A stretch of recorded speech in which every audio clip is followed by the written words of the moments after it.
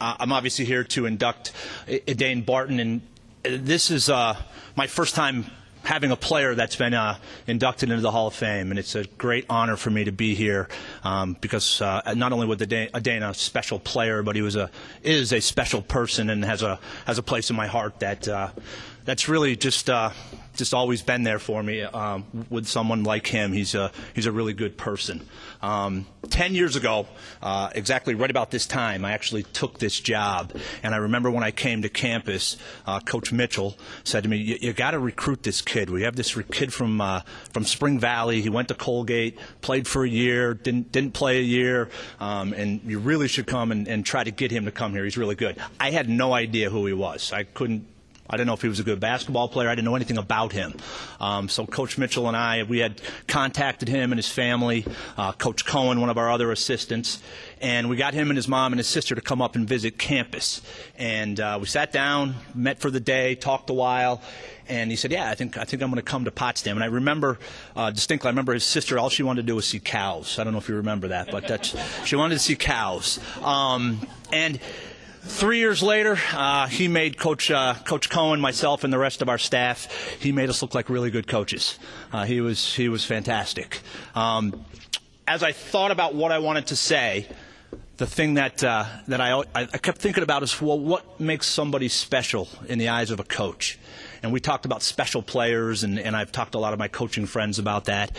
And there's three things, and I think Adane epitomizes all of those things. The first thing is someone that's a great player, and I'm just going to read a couple things here. He was here for 3 years. He scored 1,194 points and had 707 rebounds.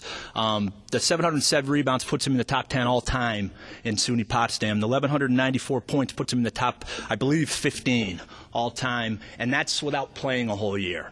He's a three-time All-SUNYAC player, was East Region All-Star for the whole region, was was a two-time, this is the best thing I think about Adane, two-time All-SUNYAC tournament MVP. So when the games were the biggest games, he was the best player on the floor. And I looked back through the SUNYAC records, and I couldn't find another person that had been named two-time All-SUNYAC MVP. So I thought that was a pretty tremendous achievement for him. And then he also holds some school records, including 35 points and a half, which is a lot of points and a half of a basketball game. Now, he only played a half for a certain reason. We're not going to get to that part of the story. But he did have 35 points for a half. And we actually ran the same play 10 straight times, and he scored on it every single time. And I asked the St. Lawrence coach, well, why why didn't you do something different? He said, "We tried to do something different. He just scored every time." So that's what he was as a basketball player. The next part of it is you look for someone who's special as a student and as a person on your campus community. And I think Adane was I believe, a three-time All-SUNYAC All-Academic team. He was on the Dean's list. He was on the President's list. He was an RA. He was a member of the Black Student Alliance.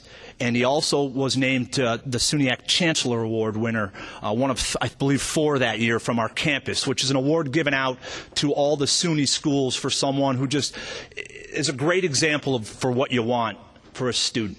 And I think that was the next part of being special.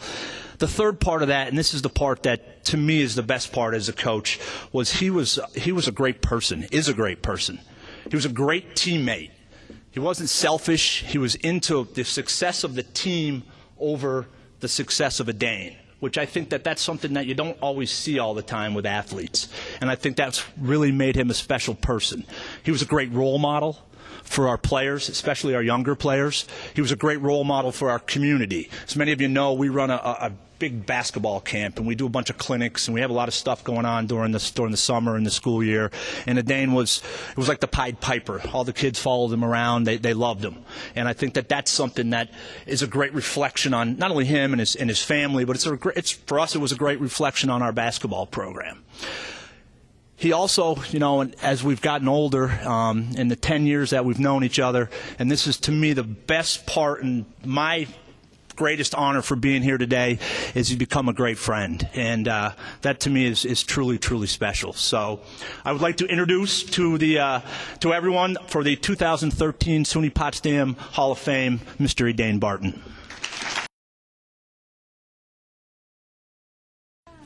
First of all, I'd like to thank everyone for being here.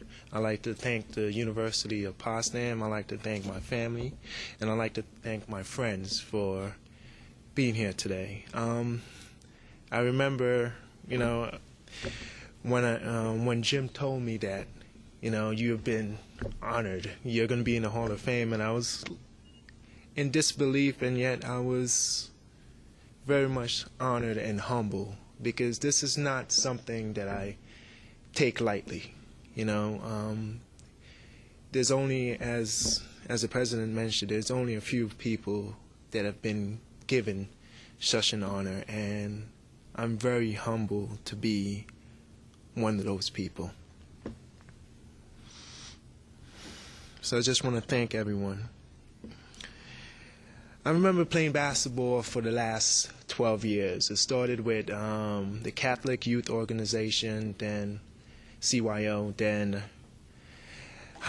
junior high, high school, and to college. And I remember that I went to Colgate and it didn't work out. But basketball, I realize, is more than just the game. It's more than just the score. And everyone who have played the sports know that. And the way I look at basketball, if I was using an analogy, is just a solar system. And the way it's a solar system of within the universe of my life. It's only a small part of it. It makes a great part of it, but it's not who I am entirely. It contributes to that. And from basketball, I've learned so many different things. One of the problems of using a cell phone is just keep on going off and on. Whereas paper is just always on. But through sports, one learns about victory, defeat, perseverance, preparation, teamwork, and most important, team camaraderie. Through sports, I've learned that just because you put in the hard work during practice, during the gym, or in the individual sessions, that doesn't often guarantee success for that game. But it does increase the chance of not only winning in the games to come, but also the entire season. The skills that I learned on the court has also helped further define who I am off the court. As I said, it's just a solar system, but it helped prepare me for so many bigger things. And when I thought about what to say in this introduction, I immediately thought about other Hall of Fame speeches, from great players, not only in basketball, but in various sports as well. Some were excellent, others were cringeworthy. And one thing that those speeches confirmed was that no matter what sports you played, whether it's basketball, football, tennis, hockey, golf, one does not achieve success or even greatness by himself or by herself. There's always a cast of people that not only sacrifice their time, but also their experience in order to help you become who you are. So while I have a plaque here that, will go into the Maxey Hall of Fame, today's really not about me, because I wouldn't be here for all those people that really sacrificed, really gave me their time.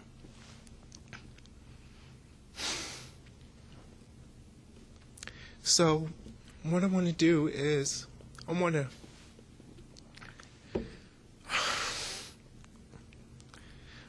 thank those many people, many people who have allowed me to be here today. I'm talking about my mom, my sister, my brother, who have been there when I was in CYO, and many people know that I had my sister with me, and just a small story was that I used to take her everywhere. So while I was there playing basketball, she was there in her stroller just watching me. always being a good girl. And these are the people who have also came here today to support me during this Hall of Fame, including my fiancée, Janine Frederick. So I really want to thank you guys for being here. I want to thank my CYO coaches, who also turned out to be my high school coach. So he coached me for over 10 years. Coach Willie Worsley, if anyone has watched Glory Road, he was the point guard there. And Coach Tony. For they provided those pivotal instruction when I was learning about basketball.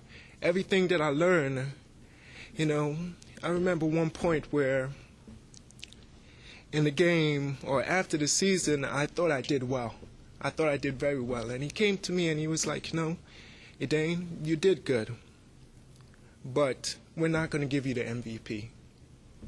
And he's like, there's other people that we need to support next year. There's other people that also did well.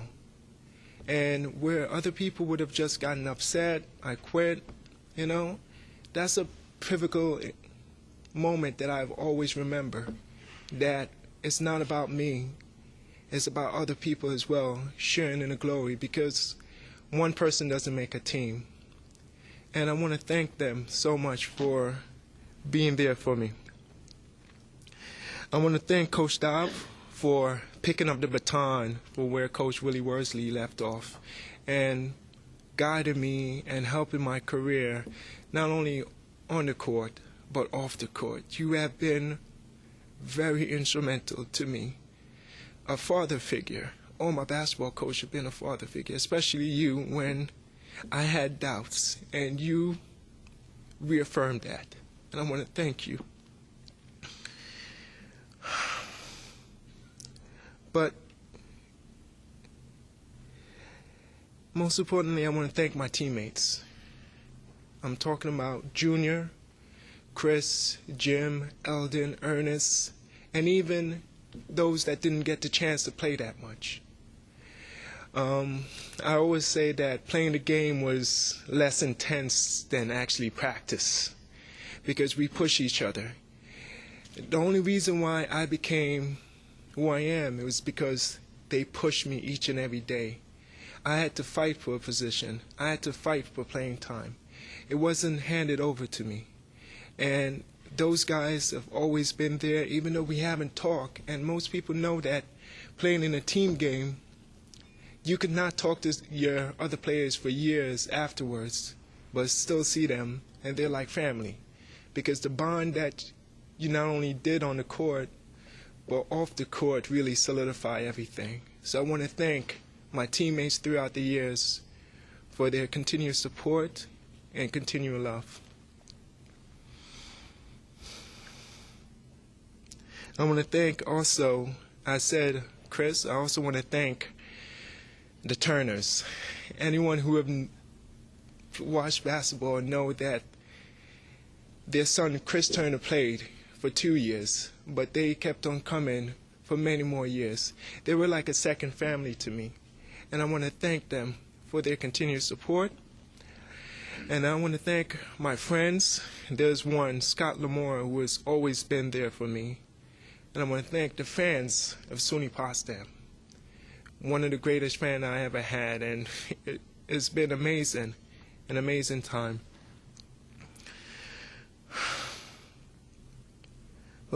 But most importantly, I want to thank the State University of Potsdam. Not only the academic department, but the entire university. Coach Dobb list off a few of the things that I did. I was an RA, I was participated in many activities besides basketball.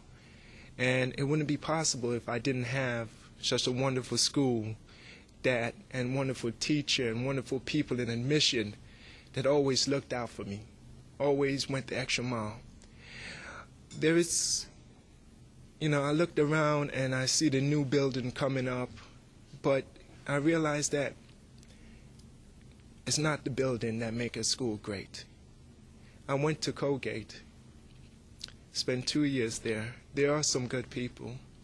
I spent another couple of years here. And it's the people at this university that makes it what it is. You know, most people say we don't have the name or the prestige, and I'm like, just spend a day, spend a week, and you see that these people here at SUNY Potsdam are one of the greatest people that I've had the chance to meet. And they not only enrich me with academic, but the love that they gave. And so I want to thank them. And I want to thank, most importantly, our Lord Jesus Christ for blessing me. I've listed all these different things, but it's really a blessing. You know, everything came together, and I'm able to bear the fruit of that. So I just want to thank everyone. Thank you. Thank you.